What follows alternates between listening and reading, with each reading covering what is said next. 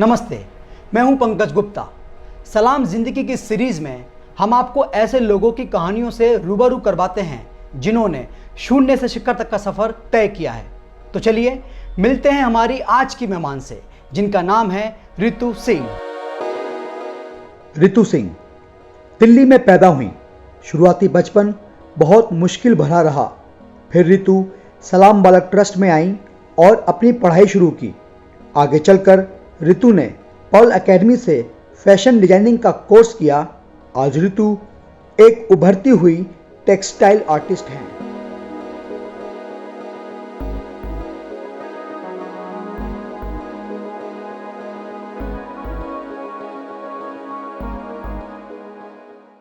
रितु, सलाम ज़िंदगी में आपका स्वागत है। Thank you. तो रितु, सबसे पहले आप हमें बताइए कि आपका बचपन कैसा रहा? मेरा बचपन बहुत फाइनेंशियल इशू से गुजरा है। मेरी फैमिली बहुत फाइनेंशियल इशू फेस कर रही थी और मुझे एक बेटर लाइफ नहीं दे पा रही थी। गर्ल्स के लिए जैसे आपको पता है सेफ़ नहीं होता है, तो किशाले के थ्रू मेरी मम्मा को पता चला कि काफ़ी गर्ल्स शेल्टर होम है। किशाले क्या है मतलब? किशाले एक कॉन्टैक्ट पॉइंट है। ओके। जहाँ पे डे केयर चिल्ड्रन आते हैं, उनको डे केयर मिलता है, एजुकेशन, फूड। मेरी मम्मा मेरे को और मेरे भाई को उधर भेजती थी। वहाँ के थ्रू मेरी मम्मा को पता चला कि गर्ल्स शेल्टर होम है जहाँ पे मैं सेफ़ रह सकती हूँ, स्टडी कर सकती हूँ। तो उनके थ्रू उन्होंने मुझे एसबीटी सलाम बालक ट्रस्ट में भेजा। तो जब आप सलाम बालक में नहीं गई थी, उससे पहले जब आप बाहर थे सलाम बालक से, तो किन परेशानियों का सामना करना पड़ा? शेल्टर नहीं था, तो फिक्स नहीं था कि किधर मतलब रहना है, और फूड का भी कुछ वो नहीं था कि रूटीन नहीं था कि जैसे कि हम 3 टाइम मील लेते हैं, तो वो चीज़ें फेस करी। ओके। और आप पढ़ रहे थे उस टाइम पे? नहीं, उस टाइम मैं बहुत छोटी थी, तो मैं पढ़ नहीं रही थी। पर किशाले जाके मैं कुछ चीज़ें, छोटी छोटी चीज़ें जैसे ABCD ये सब होता है, तो वहाँ पे मैंने वो सब सीखा। अच्छा, तो पढ़ने का मन करता था कि और पढ़ना है मुझे? हाँ जी, मैं पढ़ने में मेरा शुरू से ही बहुत मन था और मुझे पढ़ना बहुत अच्छा लगता था। तो फिर वहाँ पे मैं अच्छे से जल्दी सीख रही थी। तो फिर वहाँ पे एक सर थे, मनोज सर, उनसे मेरी मम्मा ने कांटेक्ट करा कि ये पढ़ने में अच्छी है, इसका मतलब आगे कुछ अच्छा हो सकता है एजुकेशन। तो ऐसे सारा प्रोसेस हुआ। ओके। तो जब आप सलाम बालक में आए पहली बार, तो उस टाइम कैसा लगा आपको? मुझे बहुत अच्छा लगा। मेरे एज के बहुत सारे बच्चे थे। मुझे उस टाइम पे कुछ टाइम तक फैमिली की यादें ही नहीं आई, क्योंकि मेरे साथ के इतने सारे बच्चे थे, खेलते थे, हम पढ़ते थे, बहुत सारी एक्टिविटीज़ होती थी, तो मैंने बहुत इन्जॉय करा।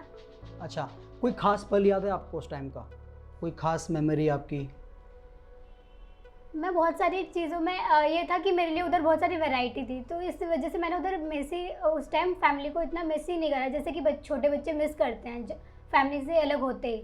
पर उधर था क्या, गेम्स, कॉम्पिटिशन्स, स्कूल, बहुत सारी एक्टिविटीज़ थी जो कि मैं उधर सीख रही थी, तो वो मेरे लिए बहुत अच्छा था, बहुत एक्साइटिंग चीज़ थी। ओके। सलाम बालक में आने के बाद आपका जीवन कैसा रहा? मेरा जीवन बहुत अच्छा था। मेरी एज ग्रुप के बच्चे इतने सारे थे और हम हर समर वेकेशंस पे कहीं ना कहीं जाते थे, मनाली, नैनीताल, जो कि बहुत एक्साइटिंग चीज़ होती थी, क्योंकि हमने दिल्ली में सिर्फ ये घर देखे हैं और मार्केट्स वगैरह देखे हैं। उधर माउंटेन्स, लेक, रिवर, बहुत सारी चीज़ें होती थी, तो वो बहुत एक्साइटिंग था कि ग्रुप में जाना। और फिर मतलब 7 दिन के लिए जाते थे और 7 जोड़ी कपड़े लेके जाते थे, मतलब छोटे से होते थे और इतना हैवी बैग के साथ, तो बहुत एक्साइटिंग चीज़ थी। और उधर एक अच्छी चीज़ थी कि जब भी जैसे छोटे बच्चे होते हैं, उनकी बड़ी लड़कियां ध्यान रखती थी, like a real sister, like a mother. तो ऐसी मेरी एक दीदी बनी, फिर वो मेरा बहुत ध्यान रखती थी। उनका नाम क्या था? उनका नाम अर्चना था। अच्छा। वो मेरा बहुत ध्यान रखती थी और मुझे रोज़ दूध में चॉकलेट डाल के देती थी। अच्छा। और ऐसे बहुत अच्छी चीज़ें थी। ओके। और पढ़ाई? हाँ, मैं पढ़ाई में बहुत अच्छी थी और ड्राइंग में भी मैं बहुत अच्छी थी, और आई थिंक मैं मल्टीटास्कर थी चाइल्डहुड में। ओके। हाँ जी। तो पढ़ाई आपने कहाँ तक की है? मैंने ग्रेजुएशन करी है पर्ल अकेडमी से। अच्छा, हाँ जी। तो ये मतलब आपने फैशन का कोई कोर्स किया हुआ है? हाँ जी, मैंने फैशन डिज़ाइनिंग कोर्स करा है। अच्छा, तो ये कैसे आया दिमाग में कि मुझे ये प्रोफेशन चुनना है? मैं आरुषि शेल्टर होम में रहती थी, तो उधर काफ़ी मैगज़ीन्स मैंने 2-4 मैगज़ीन्स देखी, फैशन मैगज़ीन्स, तो मुझे वो बहुत अच्छी लगती थी। फिर उनको देख के मैं ड्रॉ करती थी। अच्छा, तो फिर ऐसे मैं ड्रॉ करती गई कुछ सालों तक। तो फिर मुझे पता चला कि डिज़ाइनर नाम की भी कोई चीज़ है, क्योंकि हम उधर ये था कि शेल्टर होम में कि हम टीवी देखते थे और फिर बहुत डिज़ाइनिंग क्लोथ्स होते थे उधर। तो फिर मुझे पता चला कि जो डिज़ाइनर एक्टर्स जो डिज़ाइनिंग क्लोथ्स पहनते हैं वो फैशन डिज़ाइनर्स बनाते हैं। तो उसके थ्रू मुझे आइडिया लगा कि ऐसी भी कोई चीज़ है, तो मुझे पता चला कि मुझे फैशन डिज़ाइनर बनना है। तो जब आपने पहली बार बोला स्टाफ को या ट्रस्टीज़ को कि मुझे ये इस प्रोफेशन में जाना है, तो उनका रिस्पॉन्स कैसा रहा? उनका रिस्पॉन्स अच्छा था, क्योंकि मेरी एक सीनियर भी डिज़ाइनिंग कर रही थी, तो उन्होंने मुझे बोला कि go ahead, you are good at it, so Support दे मिला। Supported me. अच्छा, ओके। फिर आगे आप निकले कब सलाम बालक से? 2016 में मैंने 12th कंप्लीट करी। हम्म, फिर मैंने अप्लाई करा काफ़ी कॉलेजेस के लिए। फिर पर्ल अकेडमी में मेरा सिलेक्शन हुआ। वाओ, फिर मैंने अपनी स्टडी कंटिन्यू करी। मैं बहुत एक शुरू से ही क्रिएटिव टाइप की पर्सन थी और अभी भी हूँ। अच्छा, सो अभी भी मैं कुछ कुछ चीज़ें बनाती हूँ। तो मेरे ड्रीम्स को सपोर्ट किया सलाम बालक ट्रस्ट ने। तो जब आपका पर्ल अकेडमी में एडमिशन हुआ, तो उस टाइम पे सलाम बालक का माहौल और बाहर का जो आपकी एकेडमी का माहौल था वो बहुत अलग रहा होगा, हाँ जी। तो उसमें आपने कैसे एडजस्ट किया? काफ़ी चीज़ें अलग थी, बहुत ज़्यादा, पर धीरे धीरे टाइम टू टाइम मैंने उसको मैनेज करना सीखा। जैसे कि लिमिटेड पॉकेट मनी मिलता था, तो मैं कोशिश करती थी कि वेस्ट मटेरियल से ही मैं अपना प्रोजेक्ट पे ज़्यादा काम करूँ। जैसे कि हमारे डिज़ाइनिंग में होता है रिसाइकिल, पुराने मटेरियल से रिसाइकिल करके कुछ नई चीज़ बनाना। तो मैं ये चीज़ें फेस करी मैंने। और हाँ, ये था कि हमारा जो बाहर के जो बच्चे थे उनका कम्युनिकेशन मुझसे ज़्यादा अच्छा था, Okay. तो वो भी मैंने उनके थ्रू सीखा। कुछ टीचर्स की हेल्प ली, कुछ अपने फ्रेंड्स की हेल्प ली, वो कम्युनिकेशन बेटर करा। तो कभी कभी डर लगता था कि यार मैं इनके बराबर हूँ या नहीं हूँ, कुछ इनसिक्योरिटीज़ होती थी ऐसी कुछ? नहीं, एक्चुअली मैं उनसे अपने आप को ज़्यादा अच्छा समझती थी, क्योंकि मैंने वो चीज़ अचीव करी है, मैंने वो चीज़ अर्न करी है, और वो लोग को वो ऑलरेडी उनके पास ऐसे मिल गई उन्हें, तो इस वजह से। ओके, फिर आपका कोर्स कब ख़त्म हुआ? 2020 में मैं ग्रेजुएट हुई। ओके, उसके बाद फिर मैंने काफ़ी जगह ट्राई करा ऑनलाइन जॉब। उस टाइम लॉकडाउन चल रहा था, तो बहुत डिफ़िकल्ट टाइम था हमारे लिए। ओके, सो उसके बाद फिर मुझे जॉब मिली चांदनी चौक में। उधर मैं स्टाइलिंग करती थी, बट मैंने अप्लाई करा था डिज़ाइनिंग के लिए, तो वहाँ पे मुझे कुछ स्कोप नहीं लगा। Then I move to Decathlon. अच्छा, हाँ जी। ओके। तो ये तो बिल्कुल ही अलग अलग फील्ड हो गया। हाँ तो जी। ये आप डिकैथलॉन में क्यों आए? हाँ जी, डिकैथलॉन में इसलिए आई क्योंकि डिकैथलॉन एक ब्रांडेड कंपनी है, और जब आप कोर्स करते हो कहीं या कहीं जॉब करते हो, तो आपके वर्क के साथ साथ उस कंपनी का, उस ब्रांड का भी काफ़ी नाम अच्छा होना चाहिए। मुझे उधर मर्चेंडाइजिंग का मैंने प्लान करा है। सो मैं अभी उधर मैं ऑनलाइन ऑर्डर्स देखती हूँ, वहाँ पे जितने रिसीव होते हैं या जो भी है। फिर अब मैं उधर मर्चेंडाइजिंग से रिलेटेड चीज़ें सीख रही हूँ, सो डैट कि मैं अपना जो मेरा ड्रीम है उसको मैं सक्सेस कर सकूँ। तो जो आप जॉब कर रहे हैं उससे आपका ड्रीम फुलफिल हो जाएगा या उसके अलावा कुछ और भी कर रहे हैं साथ में? हाँ जी, मैं उसके साथ साथ एडिशनल ऑनलाइन प्रोडक्ट सेल करती हूँ। मैं कुछ मार्केट्स हैं जहाँ से 100 रुपीज़ फैब्रिक खरीदती हूँ, साड़ियाँ लेती हूँ 100 रुपीज़ वाली। मेरा बजट अभी कम है, तो उस हिसाब से फिर मैं उसको रिसाइकिल करके एक न्यू डिफरेंट प्रोडक्ट बनाती हूँ। तो और उसे मैं ऑनलाइन इंस्टा के थ्रू और सम अदर ऐप्स उसके थ्रू मैं उसको सेल करती हूँ, सो डैट कि मेरी प्रैक्टिस बनी रहे ओके, वाह, मेरी जॉब के साथ। ग्रेट।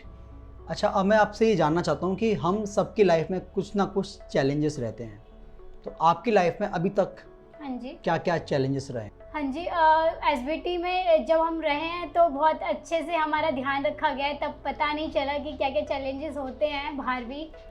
जब मैं एसबीटी से निकली तो मैंने कुकिंग काफ़ी फेस करी, तो मैं क्या बोलते हैं कुकिंग सीखी, और फिर ट्रैवल सीखा कि कैसे ट्रैवल करना है अपने बजट में, और कैसे अपने कम पैसों में अपना सारा मंथली बजट चलाना है, ये चीज़ें। ओके, ठीक है। तो सलाम बालक से निकलने के बाद की जो लाइफ है उसके लिए आप तैयार थे पहले से कि हाँ आप रह लोगे, आप मैनेज कर लोगे, या बहुत मुश्किल हुआ? नहीं, बहुत मुश्किल तो नहीं हुआ, पर चैलेंजेस भी फेस करे मैंने। ये था कि मैं इतनी स्ट्रांग शुरू से रही हूँ, पता था कि बचपन से, मतलब जब हम एसबीटी में जाते हैं तो हम पहले से ये अपना हमारा माइंड प्रिपेयर रहता ही है कि हमें आगे जाके खुद सारा जो सफ़र है खुद अकेले तय करना है और खुद ही सारे डिसीजन खुद लेने हैं।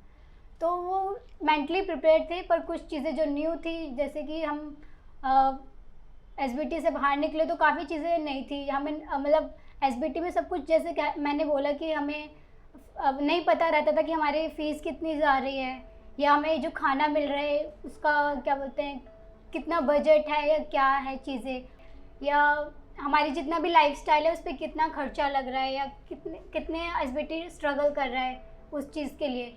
तो वो चीज़ें हमें बाहर निकलने के बाद पता चली, जो कि मैं उसके लिए बहुत ग्रेटफुल हूँ। सलाम बालक ट्रस्ट आपकी लाइफ में क्या मायने रखता है? सलाम बालक ट्रस्ट इज़ लाइक फैमिली है मेरी। और मैं उनसे मिलती रहती हूँ, इसलिए मैंने कुछ टाइम हरियाणा में जॉब करी, जो कि मेरे लिए उस टाइम पे ज़रूरी था, पर मैं दोबारा बैक टू दिल्ली आ गई, बिकॉज दिल्ली में मेरे आधे से ज़्यादा फ्रेंड्स सारे एसबीटी के ही हैं, और फैमिली, दीदी, जितने भी हमारे स्टाफ है सब फैमिली है। रितु, आपको सलाम बालक का साथ मिला, आज आपने अपनी एक जगह बनाई है, हाँ, तो अभी भी काफ़ी सारे बच्चे हैं जो स्ट्रीट पर हैं या जिनको मदद की ज़रूरत है। ऐसे बच्चों के लिए हमारी सोसाइटी को या हमारी गवर्नमेंट को क्या करना चाहिए? सोसाइटी को उनको जज नहीं करना चाहिए, उनको पॉजिटिव तरीके से देखें, उनको हेल्प की ज़रूरत है तो उनको सपोर्ट करें। आप उन्हें पर्सनली हेल्प नहीं कर सकते तो आप उनको एनजीओज़ के थ्रू हेल्प कर सकते हैं, उधर जाके आप उनको ट्रेनिंग दे सकते हैं, उनको एजुकेशनली सपोर्ट कर सकते हैं। बहुत तरीके से आप उन्हें हेल्प कर सकते हैं। आपकी स्ट्रेंथ क्या है? मेरी स्ट्रेंथ है कि मैं इंडिपेंडेंटली कोई भी काम कर सकती हूँ। अगर मेरे को कहीं ट्रैवल करना है या कुछ भी काम करना है, मैं इंडिपेंडेंटली कर सकती हूँ। और मैं सेकंड कि मैं बहुत क्रिएटिव पर्सन हूँ, तो मैं जहाँ पे भी कुछ जाती हूँ कुछ भी क्रिएटिव ढूंढ लेती हूँ, तो ये मेरी स्ट्रेंथ है मेरे लिए। रितु, आपको किस बात को लेके ग्रेटफुल फील होता है? मैं एसबीटी में आई इसलिए इसके लिए मैं बहुत ग्रेटफुल हूँ, बिकॉज़ यहाँ पे आके मैंने बहुत सारी चीज़ें सीखी हैं, कुछ अपनी लाइफ की चैलेंजेस से और कुछ मेरे साथ की जो गर्ल्स हैं, बॉयज़ हैं, उनकी स्टोरी से। सो ये मेरे लिए बहुत प्लस पॉइंट था कि मैं चीज़ें इधर सीख पाई ज़्यादा से ज़्यादा। रितु, हमसे बात करने के लिए बहुत बहुत शुक्रिया। हम दुआ करते हैं कि आपके जो भी सपने हैं वो बहुत जल्द पूरे हों। Thank you. तो दोस्तों, आज के सफ़र में हमारे साथ थी रितु, एक उभरती हुई टेक्सटाइल आर्टिस्ट। अभी के लिए मैं आपसे विदा लेता हूं। अब आपसे मुलाकात होगी सलाम ज़िंदगी के अगले एपिसोड में एक नई कहानी के साथ। तब तक के लिए सलाम।